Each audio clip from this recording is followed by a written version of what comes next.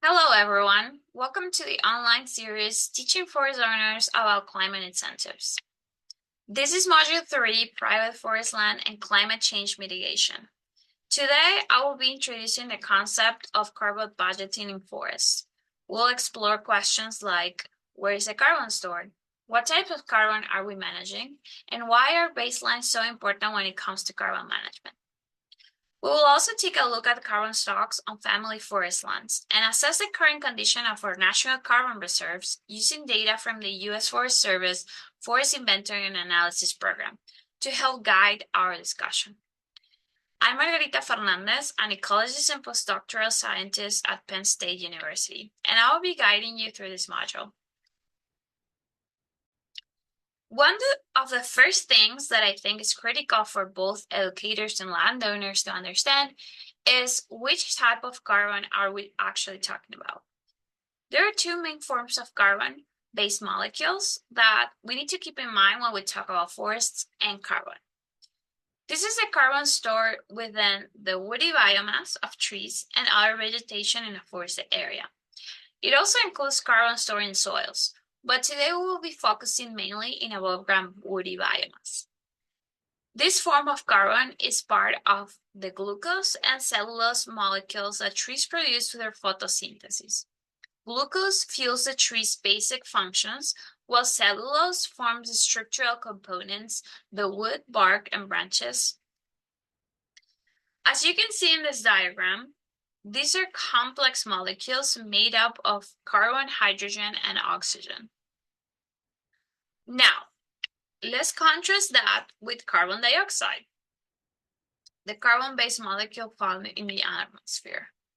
Carbon dioxide, or CO2, is a greenhouse gas, meaning it traps heat and contributes to climate regulation. But when present in excess, it drives global warming. The key difference between forest carbon and atmospheric CO2 lies in their molecular weight. To compare between them, we use a simple ratio. 1 ton of carbon in biomass equals 3.66 tons of CO2. This matters because carbon dioxide is the unit used in carbon markets. So when you see a dollar value attached to a metric ton of carbon, it's referring to carbon dioxide emissions, not raw carbon in trees. So whenever we talk about the value of carbon stored in forests, it's ultimately translated into its carbon dioxide equivalent, because that's the unit used to measure and trade carbon in most policy and market frameworks. Now, how are these two interrelated to each other? And that has to do with the processes within a tree. So, those biological processes, respiration is the one we're all familiar with. Trees breathe in carbon dioxide and they breathe out oxygen. And as they're conducting photosynthesis and creating the sugars, they breathe in the carbon dioxide, they store that carbon, and then they release oxygen through the process of photosynthesis. And then the carbon will not be released again until the tree either goes through decomposition or combustion through fire. So when that carbon is released, it can either go back into the atmosphere or into the soils. This is where forest management has an important role in how much carbon is sequestered within trees by regulating these carbon fluxes. Some of them are easier to regulate, like the rates of decomposition or rates of combustion. But respiration and photosynthesis happen all the time. There's no switch. We can't turn it on and on unless we're planting a tree. That's the only way to turn on the switch. So today we're going to talk about these switches. How is that we can influence these processes within a forest system to either protect carbon stocks or increase carbon stocks. A lot of landowners ask the question, how much carbon is in my land? But as an educator, is it harder to answer this question directly? Because it depends on a lot of factors. To quantify the amount of carbon stored in a woodlot, we need to understand how much carbon is entering and leaving the system. And these are known as carbon fluxes. Carbon fluxes are influenced by three main factors. The first one is tree species composition. Different species grow at different rates, have varying wood densities, and store carbon differently. Second, site conditions. This includes climate, soil quality, and bedrock characteristics, all of which affect tree growth and soil carbon dynamics. 3. Management history or land use. Pan and current harvesting, thinning, or land conversion practices play a major role in determining carbon gains or losses. Let's begin looking at local conditions. Everything related to the environment in which the trees are growing. This includes factors like bedrock and soil type, latitude and elevation, which influence temperature and precipitation, and slope and aspect, which affect sunlight exposure and water availability. Even pollution levels can play a role by influencing soil chemistry and tree health. Together, these local conditions shape the growth potential of a forest. They help determine the maximum height, width, and biomass that different tree species can achieve in a given location. And this directly affects the forest carbon storage potential. Among foresters, these environmental factors are often summarized using a site index. A site index estimates the potential growth of certain tree species over time, offering a practical measure of site productivity, and by extension, its capacity to sequester carbon. Now referring back to the pie chart, the second key factor influencing forest carbon is tree species composition. Tree species affect carbon storage primarily through the type of plant group they belong to, whether they are conifers, like pines, or hardwoods, like oaks and maples. In general, pines and other conifers tend to grow faster, which means they sequester carbon more quickly in the short term. However, their wood is less dense, and they typically have shorter lifespans. As a result, they store less carbon overall, and for a shorter duration. In contrast, hardwoods usually grow more slowly, but their wood is denser, and they tend to live longer. This allows them to accumulate and store more carbon over time, even if the annual carbon uptake is slower. Of course, these patterns are also influenced by the local conditions we discussed earlier, such as soil, slope, and climate, which can all affect growth rates and carbon accumulation in both groups. As a general rule of thumb, we can say conifers, fast growth, lower density, shorter storage. Hardwoods, slower growth, denser wood, longer term storage.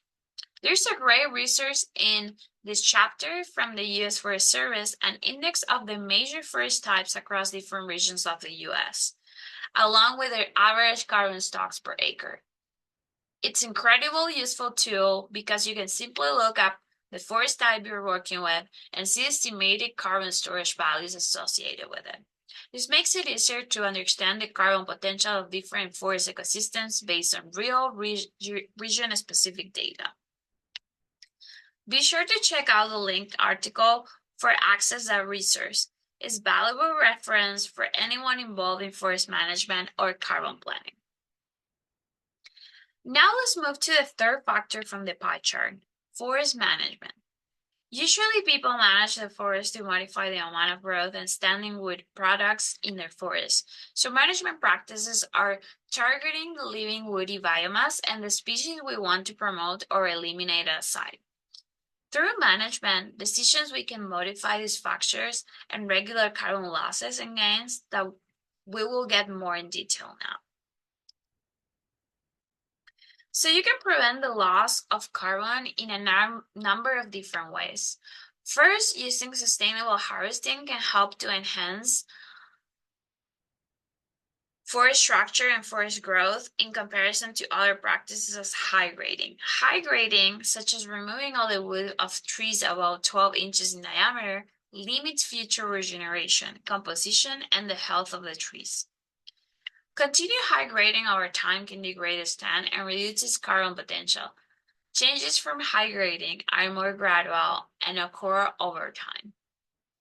Immediate threats to forest carbon are wildfires and pests. Management practices such as thinning the stand can reduce stress by competition and create fire break lines. Both positive practices to avoid pests, diseases, and fire spread. At the same time, reducing abundance of the trees that attract pests can prevent widespread damage. If we're looking to enhance carbon stocks, then we're looking at a long-term management plan. For instance, prescribed fire is a strategy that can help with reducing competition, reduce wildfire hazard, and help with promoting regeneration. Harvesting activities, on the other hand, can reduce forest structure, increase growth, and store carbon long-term inside and outside the forest as forest products. For now, all you need to know is that those wood products can hold onto that carbon for 2 to 3 times longer than they would have in the forest then. We will discuss more information about wood products in Module 6. To wrap up, there are a couple of important caveats to keep in mind, because when it comes to carbon, there's always a caveat. Carbon budgeting requires us to look not only at what's happened in the past, but also what we predict will happen in the future. And of course, there's more than one possible future scenario. When trees are commercially harvested, the carbon benefits can be maintained if the site remains forested and if the trees are allowed to regrow after harvest. This is why it's so important to keep forest land as working forest. Much of the carbon stored in harvested wood can continue to be stored in wood products, especially when those products are reused or recycled, which extends their lifespan and the climate benefits. Another important point is that wood products can displace materials with higher carbon footprints.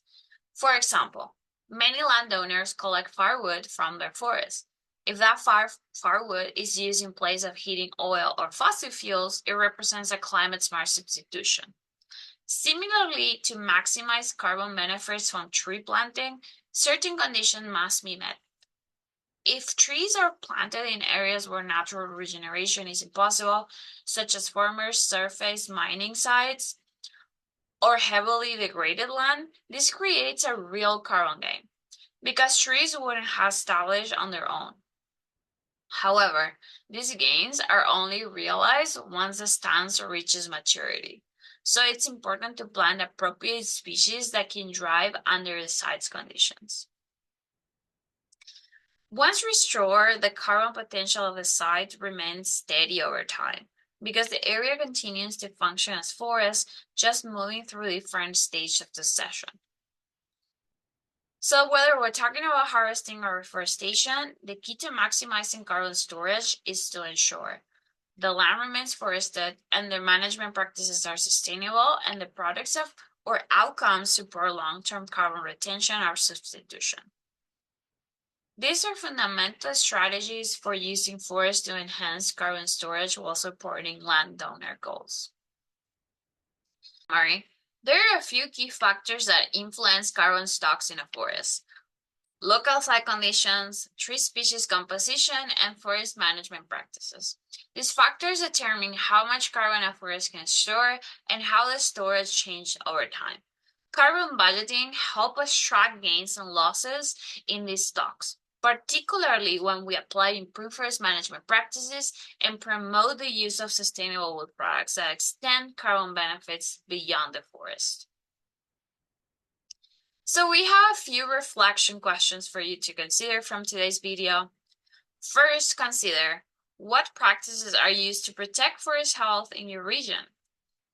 Which stand improvements and wood products are associated with working forests in your region?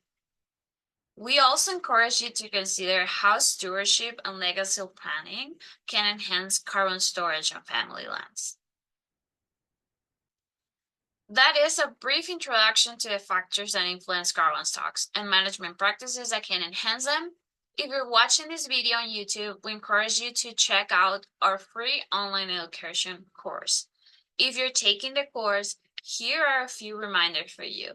Feel free to put any questions in the Q&A forum on the classroom page.